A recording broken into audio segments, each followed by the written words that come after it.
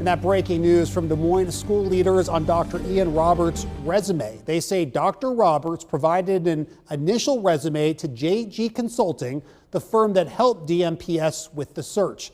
That resume said he earned a doctorate from Morgan State University. During the background check process, the degree was flagged as not completed. The resume was then revised to note that Roberts had not finished a dissertation, which is required to earn a doctorate.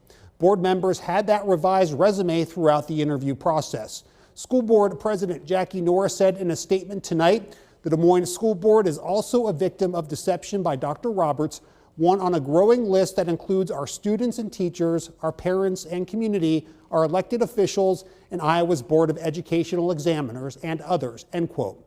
The district also tells KCCI Trident University was listed on his resume for a doctorate of education degree.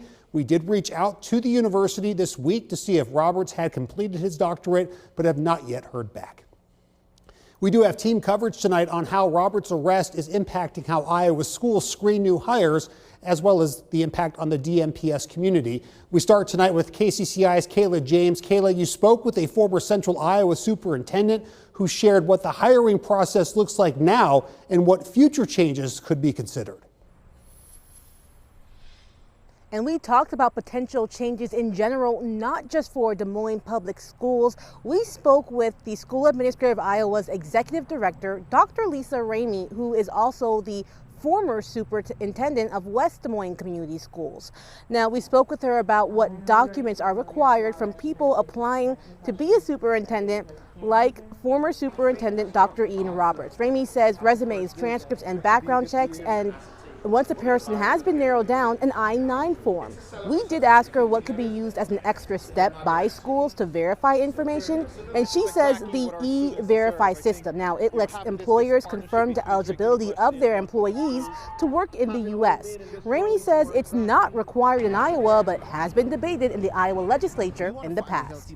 There's pros to that because it does then really connect with that work authorization, but then there's also false positives and or negatives that can come with the use of that platform as well.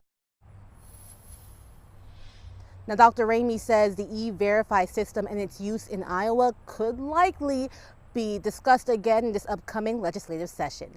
Live in Des Moines, Kayla James, KCCI 8 News, Iowa's news leader.